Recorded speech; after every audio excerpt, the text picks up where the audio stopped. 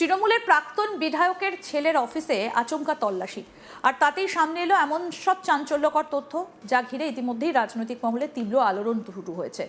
অফিসের ভেতর থেকে একদিকে যেমন উদ্ধার হয়েছে বিপুল সংখ্যক খালি কার্তুজ, তেমনি অন্যদিকে মিলেছে এমন কিছু গুরুত্বপূর্ণ নথি যা সাধারণত কোনো ব্যক্তিগত অফিসে থাকার কথা নয় বলেই মনে করছেন তদন্তকারীরা।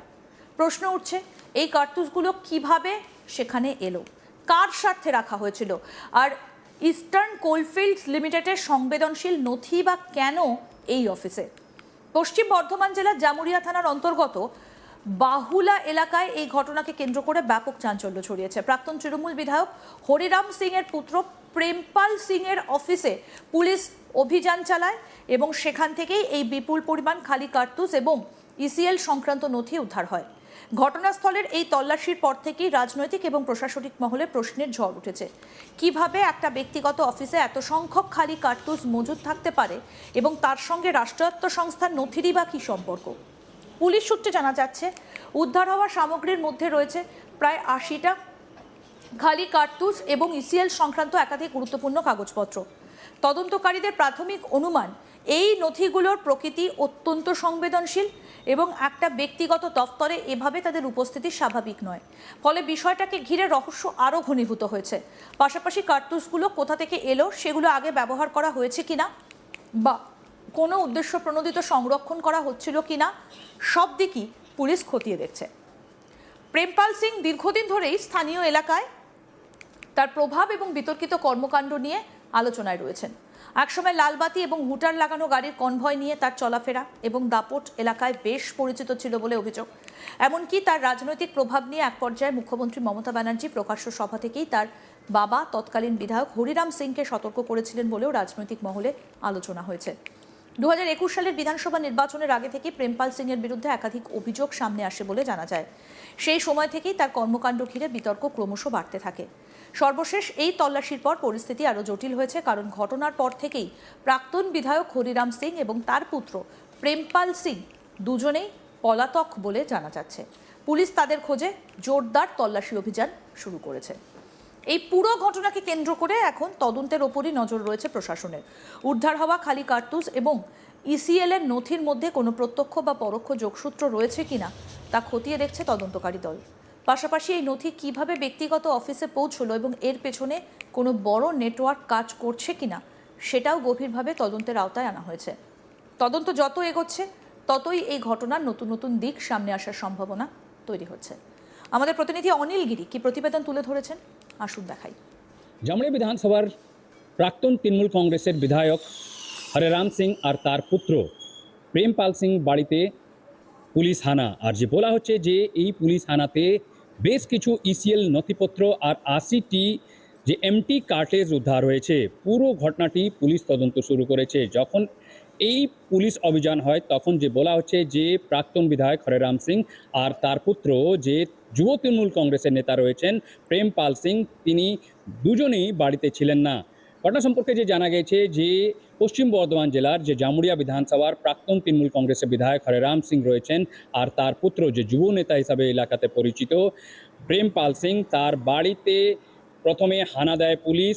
আর যেখানে বলা হচ্ছে যে প্রায় 1 ঘন্টা তার বাড়িতে পুলিশ, যে 3 থানার পুলিশ ছিল, যেটা বলা হচ্ছে জামুরিয়া থানা, আন্ডাল থানা আর যে ফরিদপুর লাউদোহা থানা রয়েছে, এই 3 থানার পুলিশ ওইখানে কম্বাইনভাবে ওইখানে অভিযান চালায়। আর যে বলা হচ্ছে যে প্রথমে যে প্রাক্তন বিধায়ক যে হরিরাম সিং রয়েছেন তার বাড়িতে হানা চালানো হয়, আর তারপর শেষে যখন বেরোনোর সময় যে বলা হচ্ছে যে প্রেমপাল সিং যে দাপুটে নেতা হিসাবে পরিচিত যুব তৃণমূল কংগ্রেসের নেতা, প্রেমপাল সিং এর যে অফিস যে রয়েছে, যে পার্সোনাল অফিস রয়েছে, তার অফিসে পুলিশ হানা দেয়। আর সেখান থেকে যে বলা হচ্ছে যে ৮০টা এমটি কার্টেজ উদ্ধার হয়েছে, আর সাথে সাথে বেশ কিছু নথিপত্র উদ্ধার হয়েছে, যেটা বলা হচ্ছে যে ইম্পর্টেন্ট ডকুমেন্টস রয়েছে।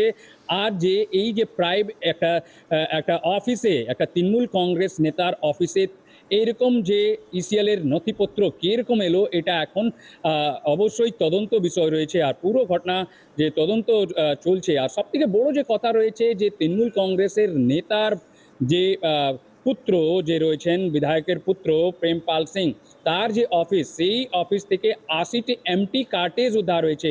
এই খোলা কার্তুজ যে রয়েছে, এটা কোথায় থেকে এলো আর কোথায় এটা ইউজ করা হয়েছিল, এই সব এখন তদন্ত শুরু করেছে। প্রশ্ন উঠছে যে অবশ্যই যখন এইখানে এমটি কার্টেজ রয়েছে, এই এমটি কার্টেজকে কোথায় ইউজ করা হয়েছিল আর তার কি উদ্দেশ্য ছিল, আর এই সব এখন চর্চার বিষয় হয়েছে। যখন থেকে এটা রেড হয়েছে প্রাক্তন বিধায়কের বাড়িতে, তারপর থেকে এলাকাতে চর্চার বিষয় রয়েছে। আমরা দেখেছি যখন এই পুলিশ হানা চলছিল, তখন না প্রাক্তন বিধায়ক আর তার যে পুত্র রয়েছেন প্রেমপাল সিং, দুজনেই বাড়িতে ছিলেন না। আর যে বলা হচ্ছে যে তার যে অন্য যে মহিলা যে মেম্বার ছিলেন, তারা এই ঘটনা নিয়ে জানতে চান কি কেন তার বাড়িতে হানা, কিন্তু তারা পুলিশ বলে যে তাদের কাছে সার্চের কাগজ রয়েছে, আর তারপরে তারা সার্চ চালায়, আর সার্চ চালানোর পর বলা হচ্ছে যে ৮০টি এমটি কার্টেজ উদ্ধার হয়েছে। আর এরকম ইম্পর্টেন্ট নথিপত্র উদ্ধার হয়েছে, যেটা ইসিএল এর নথিপত্র। বলা হচ্ছে যে ইসিএল নথিপত্র কিরকম এই যে প্রাক্তন বিধায়কের পুত্র যে প্রেমপাল সিং অফিস থেকে কিরকম উদ্ধার হলো। আমরা জানি যে প্রেমপাল সিং শুরু থেকেই একটা সব সময় দেখা গেছে তিনি চর্চার মধ্যে রয়েছেন। যে প্রাক্তন মুখ্যমন্ত্রী মমতা বন্দ্যোপাধ্যায় যখন জামুরিয়াতে নির্বাচনী প্রচারে এসেছিলেন, তখন হররাম সিংকে ধমক দিয়েছিলেন, আর তিনি বলেছিলেন যে তার যে পুত্র প্রেমপাল সিং রয়েছেন তাকে শুধরে নাও। কেন কি বহুতবার এরকম উঠেছে যে তিনি কনভয় গাড়ি নিয়ে বেরিয়ে যেতেন। প্রেমপাল সিং এর যে বিরুদ্ধে অভিযোগ রয়েছে যে হুটার গাড়ি ইউজ করতেন তিনি, আর বেশ কিছু কনভয় গাড়ি যখনই তিনি বেরোতেন তখন কনভয় গাড়ি নিয়ে পুরো এলাকাতে দাপুটে ঘুরে বেড়াতেন। আর এটা নিয়ে বহুতবার কমপ্লেন হয়েছিল। 2021-এ যে নির্বাচন ছিল, সে সময় দেখা গেছিল যে প্রেমপাল সিং বিরুদ্ধে বিভিন্ন তার বিরুদ্ধে কমপ্লেন ছিল। আমরা দেখেছি যে সত্তা পরিবর্তন পর যে এরকম তৃণমূল কংগ্রেস নেতা কর্মীদের বিরুদ্ধে অ্যাকশন শুরু হয়েছে, আর তারই অ্যাকশনের একটা পার্ট মনে করা হচ্ছে এই যে পুলিশ হানা, যে প্রাক্তন তৃণমূল কংগ্রেসের বিধায়ক হরেরাম সিং আর তার পুত্র প্রেমপাল সিং এর যে অফিস, এই দুই জায়গাতে পুলিশ হানা, আর তারপর সেখান থেকে আর উদ্ধার ৮০টি এমটি কার্টেজ আর বেশ কিছু নথিপত্র।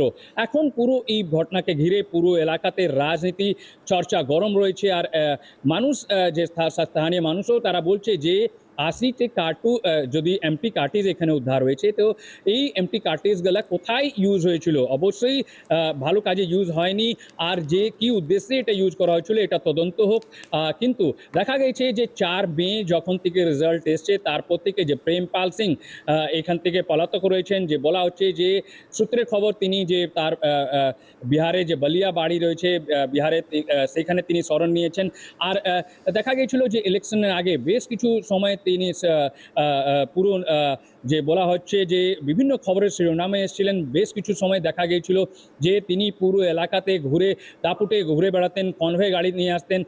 আর সেটা নিয়ে খোদ মুখ্যমন্ত্রী মমতা বন্দ্যোপাধ্যায়, যখন তৎকালীন মুখ্যমন্ত্রী, যখন তিনি নির্বাচনী প্রচারে এসেছিলেন, তখন তিনি প্রশ্ন তুলেছিলেন আর ধমক দিয়েছিলেন হররাম সিংকে কি নিজের ছেলেকে শুধরে নাও।